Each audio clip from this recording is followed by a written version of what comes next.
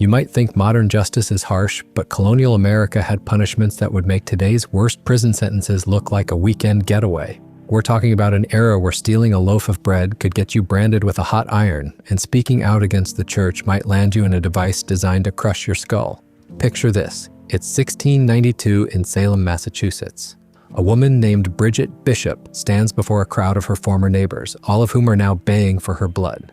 Her crime? Allegedly practicing witchcraft. Her punishment? Well, let's just say the Puritans didn't believe in rehabilitation programs, but witchcraft trials were just the tip of the iceberg when it came to colonial punishment. These early American settlers brought with them a justice system that was equal parts medieval brutality and religious zealotry, creating a perfect storm of creative cruelty that would make even the most hardened modern criminal think twice about jaywalking. The thing is, colonial punishments weren't just about justice, they were about survival. In a harsh new world where communities hung together by threads thinner than spider silk, maintaining order wasn't just important. It was literally a matter of life and death. But the methods they used? Well, they might have been effective, but they were also absolutely terrifying. Let's start with something that might seem almost quaint by today's standards: the stocks and pillory. Now, you've probably seen these wooden contraptions in movies, usually with some poor soul locked in them while townspeople throw rotten vegetables. But the reality was far more brutal than Hollywood would have you believe. The stocks were essentially wooden boards with holes cut out for your ankles, sometimes your wrists too. You'd be locked in there for hours, sometimes days, completely at the mercy of anyone who happened to walk by. And trust me, colonial Americans weren't known for their mercy. Take the case of Joseph Gatchell in 1669 Massachusetts. His crime? Getting drunk and abusing his neighbors with opprobrious speeches. Basically, he got hammered and started running his mouth. For this, he was sentenced to sit in the stocks for 2 hours while wearing a sign around his neck that read, "A drunkard." But here's where it gets interesting, and by interesting, I mean absolutely horrifying. The stocks weren't just about sitting uncomfortably for a few hours. People would throw more than just rotten tomatoes. We're talking about rocks, human waste, dead animals, and pretty much anything else they could get their hands on. Some unfortunate souls ended up permanently disfigured or even died from infections caused by the filth that was hurled at them. The pillory was even worse. This device locked your head and hands in place, leaving you standing upright and completely vulnerable. Your neck would be bent at an unnatural angle, and after a few hours, the pain would become excruciating. Some people actually died in the pillory, not from what was thrown at them, but from the sheer physical stress of being locked in that position for extended periods. One particularly grim account from 1681 tells of a man named Thomas Hellier, who was pilloried for blasphemy. The crowd was so enraged by his supposed crimes that they pelted him with stones until his face was unrecognizable. He survived, but he was blind in one eye for the rest of his life. But perhaps the most insidious aspect of the stocks and pillory was the psychological torture. Imagine being locked in place while your entire community, people you'd known for years, maybe even decades, gathered around to mock, humiliate, and physically assault you. The shame was often worse than the physical pain, and many people never recovered from the social ostracism that followed. The pain, the filth, the complete public shaming, it's almost impossible to imagine. Before we move on to punishments like branding and the infamous ducking stool, help me out and make sure you're subscribed to the channel. We've got more videos coming about the brutal realities of American colonial life you won't want to miss. If you thought the stocks were bad, wait until you hear about branding. Colonial Americans took the concept of marking criminals quite literally, using red-hot irons to burn letters into people's skin.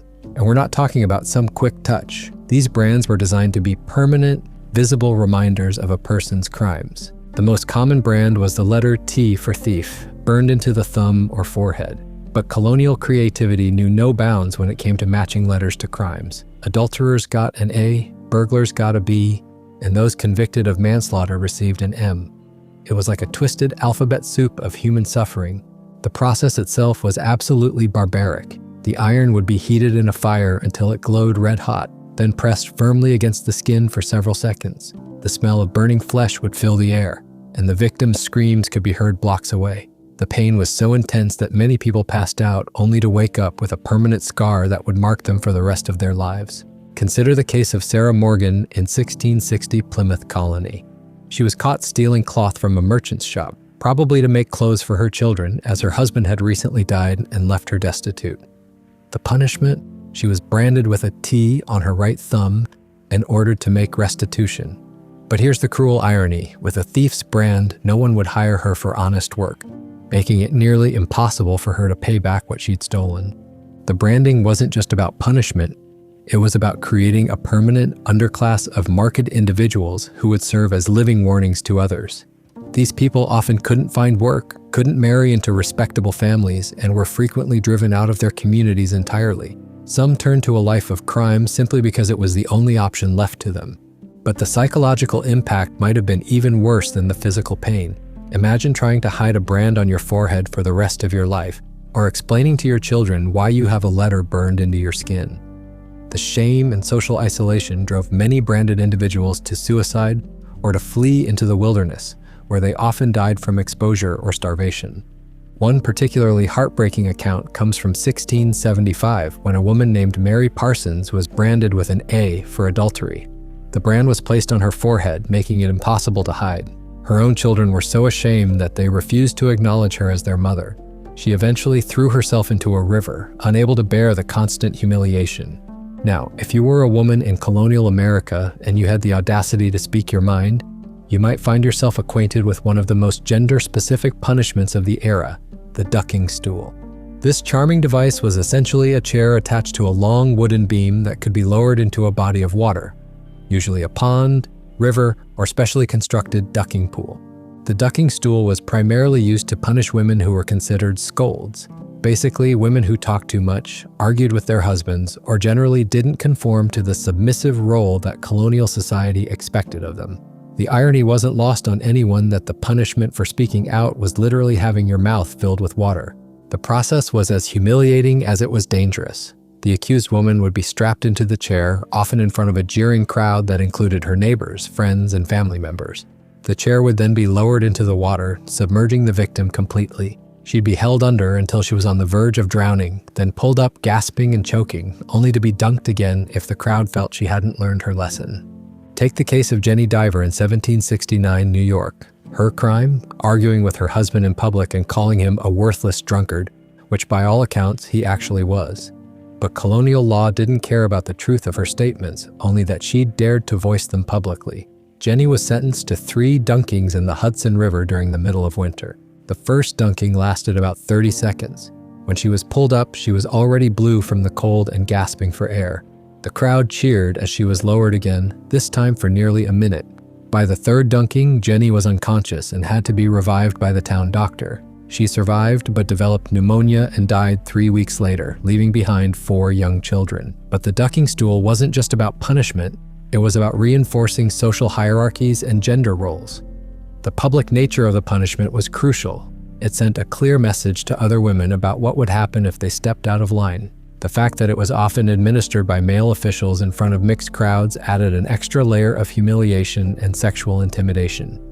Some women, however, refused to be cowed. There's a wonderful account from 1672 of a woman named Goodwife Kemble who was sentenced to ducking for disturbing the peace with her sharp tongue. When they strapped her into the chair, she reportedly shouted, "If you think a little water will shut me up, you clearly don't know me very well." Even after 3 dunkings, she continued to berate the crowd, calling them cowards and fools until they finally gave up and released her. The ducking stool remained in use well into the 18th century, and some communities even built permanent installations with elaborate pulley systems to make the process more efficient. The last recorded use of a ducking stool in America was in 1809, when a woman in Pennsylvania was ducked for scolding her neighbors. By then, however, public opinion was beginning to turn against such brutal punishments, and the practice gradually died out. If there was one punishment that defined colonial justice, it was the whip.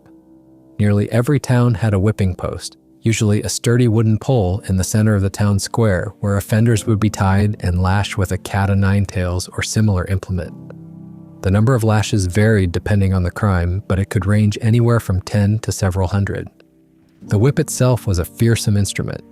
The most common type was the cat-o'-nine-tails, which consisted of 9 separate cords or leather strips, each about 2 feet long, attached to a wooden handle. Some versions had knots tied in the cords, or small pieces of metal woven into them to increase the damage. When wielded by a strong arm, this weapon could literally tear the flesh from a person's back. The process was brutally efficient. The condemned person would be stripped to the waist and tied to the post with their arms stretched above their head.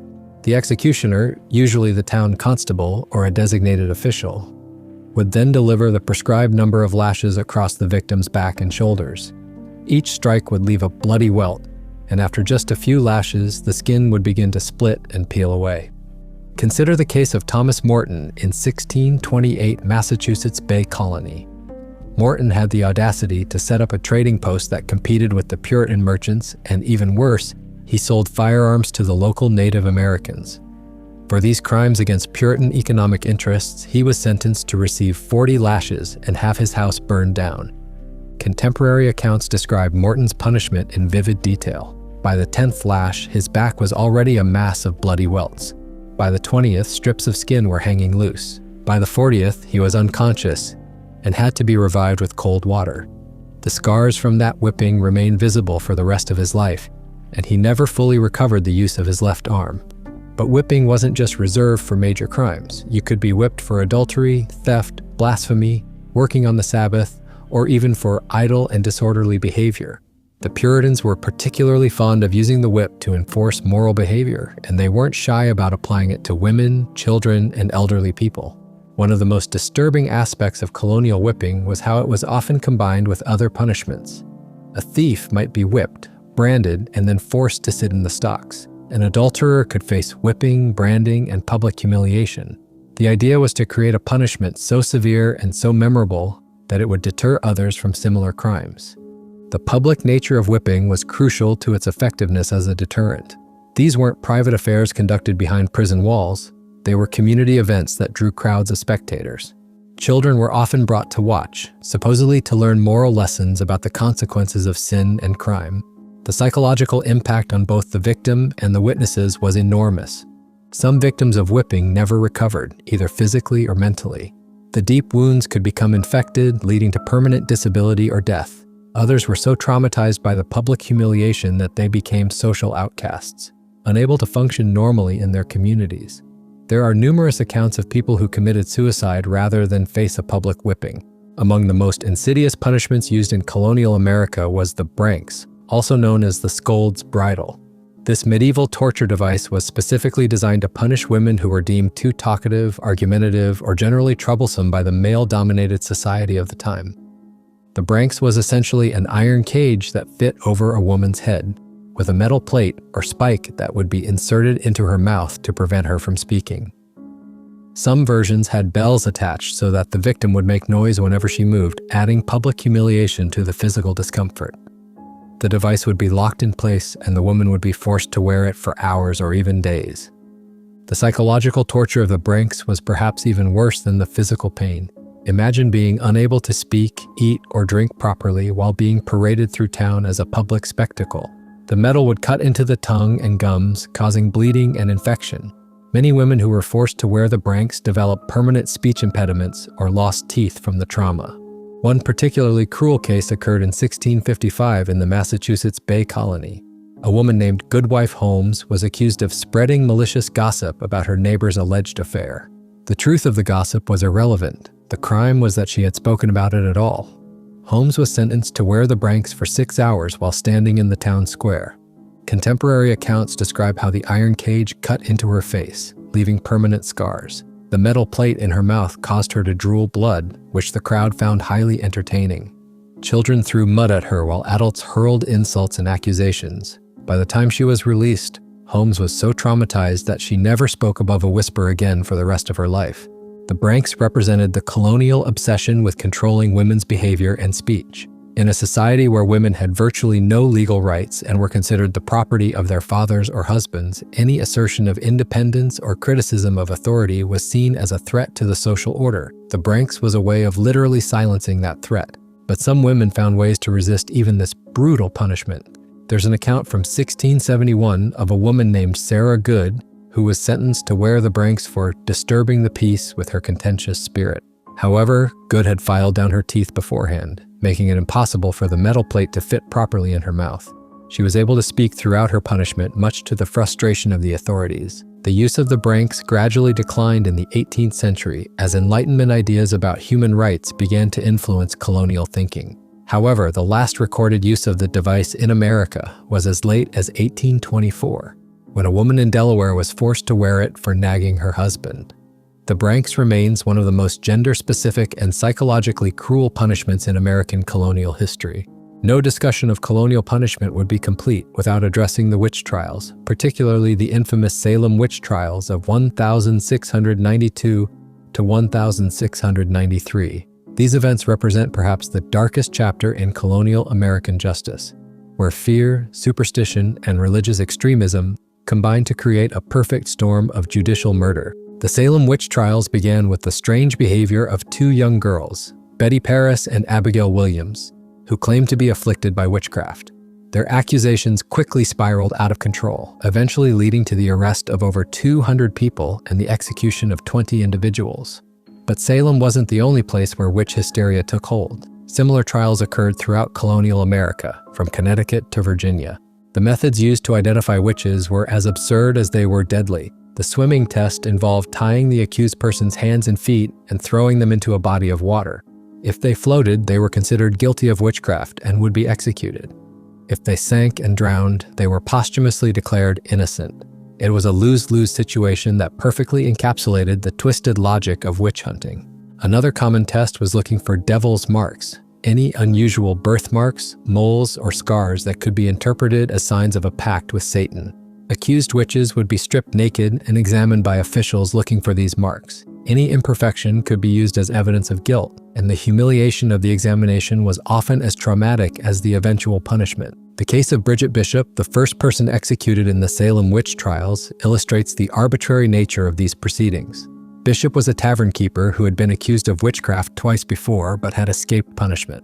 Her crime? She wore colorful clothing, had been married 3 times, and ran a tavern where people played games, all of which were considered suspicious by Puritan standards. During her trial, several people testified that she had appeared to them in spectral form, tormenting them in their dreams. The evidence against Bishop was laughably thin by any reasonable standard.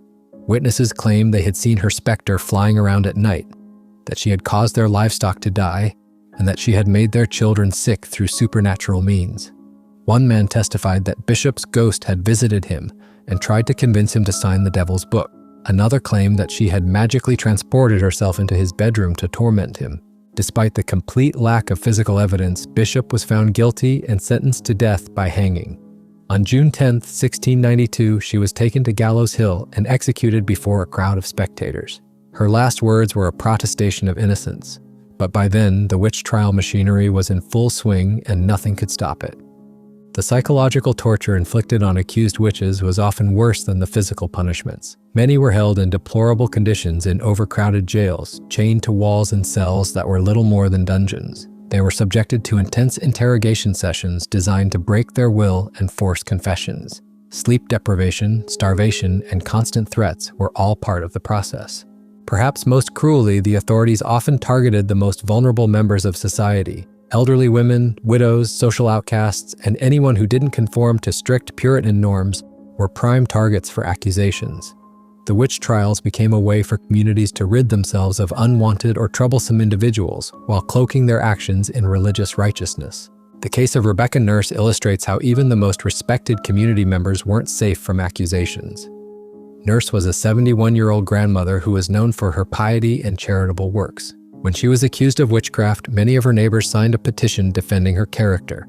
However, the hysteria had reached such a fever pitch that even this support couldn't save her. She was executed on July 19, 1692, maintaining her innocence to the end. The witch trials finally began to lose momentum when accusations started targeting prominent members of society, including the wife of the colonial governor. Suddenly, the same men who had been enthusiastically prosecuting poor women and social outcasts began to question the validity of spectral evidence and the reliability of the accusers. By 1693, the trials had largely ended, but the damage was done. When colonial authorities decided that lesser punishments weren't sufficient, they turned to the ultimate penalty, death. Colonial America employed several methods of execution, each designed to serve as both punishment and public spectacle. The most common method was hanging, but the colonies also used burning, pressing, and even breaking on the wheel for the most serious crimes. Hanging was the standard method of execution throughout colonial America, but it was far from the quick, merciful death that modern methods attempt to provide. Colonial hangings used the short drop method, which meant that the condemned person would slowly strangle to death rather than having their neck broken by the fall. This process could take anywhere from several minutes to over an hour, depending on the victim's weight and the skill of the executioner. The case of Captain William Kidd illustrates the brutal reality of colonial executions. Kidd, a Scottish sailor who had been commissioned as a privateer but was later accused of piracy, was executed in London in 1701 after being captured in colonial New York. His execution was botched when the rope broke during his first hanging attempt, leaving him conscious and terrified as he was prepared for a second attempt. The crowd, rather than showing mercy, cheered as Kidd was hanged again, this time successfully. But hanging wasn't reserved only for pirates and murderers. Colonial America had an extensive list of capital crimes that included adultery, blasphemy, witchcraft, and even persistent disobedience to parents. A 1648 Massachusetts law declared that any child over 16 who shall curse or smite their natural father or mother could be put to death, though there's no record of this law ever being enforced to its full extent. For crimes considered particularly heinous, colonial authorities sometimes employed more elaborate execution methods. Burning at the stake was occasionally used, particularly for cases involving witchcraft or treason. The process was exactly as horrific as it sounds. The condemned person would be tied to a wooden post surrounded by bundles of wood and kindling, then burned alive as crowds watched. One of the most disturbing cases of burning occurred in New York in 1741 during what became known as the Negro Plot. A slave named Caesar was accused of participating in a conspiracy to burn down the city and murder white colonists. Despite questionable evidence, Caesar and several other slaves were sentenced to be burned at the stake. Contemporary accounts describe the horrific scene as Caesar was slowly consumed by flames while maintaining his innocence. The psychological impact of public executions on colonial society cannot be overstated. These weren't private affairs conducted behind prison walls. They were community events that drew crowds from miles around. Entire families would attend, with children being brought along to witness what happened to those who broke society's rules. The condemned person's final moments became a form of moral theater, with ministers often using the occasion to deliver lengthy sermons about sin and redemption. Execution days were often treated like festivals, with vendors selling food and drink to the crowds. People would travel for days to witness a particularly notorious criminal's death, and the events were covered extensively in colonial newspapers. The bodies of executed criminals were sometimes left hanging for days or weeks as a warning to others, creating a macabre landscape of rotting corpses that served as constant reminders of the consequences of crime. The brutal punishments of colonial America didn't disappear overnight with the founding of the United States. Many of these practices continued well into the 19th century, and their influence can still be seen in American attitudes toward crime and punishment today. The emphasis on public shaming, the belief that harsh punishments deter crime, and the tendency to view criminals as fundamentally different from law-abiding citizens all have their roots in colonial justice. The stocks and pillory weren't officially abolished in Delaware until 1905, making it one of the last states to abandon these medieval punishments. Whipping remained legal in several states until the mid-20th century, with the last official whipping occurring in Delaware in 1952. The psychological scars left by these punishments often lasted far longer than the physical ones, creating generations of people who lived in fear of stepping out of line. Perhaps most significantly, the colonial period established the precedent for using punishment as a form of social control rather than rehabilitation. The idea that criminals should be marked, shamed, and permanently excluded from society became deeply embedded in American culture. This mindset contributed to the development of the world's largest prison system and continues to influence debates about criminal justice reform today. The witch trials in particular left a lasting impact on American legal culture. The recognition that mass hysteria could lead to judicial murder helped establish important legal protections, including the presumption of innocence and the requirement for physical evidence in criminal cases. The phrase witch hunt entered the American lexicon as a way to describe unfair persecution based on fear and prejudice rather than facts. But perhaps the most important legacy of colonial punishment is the reminder of how quickly civilized society can descend into barbarism when fear and prejudice are allowed to override reason and compassion. The same communities that produced brilliant thinkers, innovative farmers, and courageous pioneers also created some of the most cruel and arbitrary justice systems in human history. The colonists who inflicted these punishments weren't monsters. They were ordinary people who believed they were protecting their communities and upholding moral standards. This makes their actions even more chilling. because it demonstrates how easily normal people can be convinced to participate in systematic cruelty when it's presented as necessary for the greater good.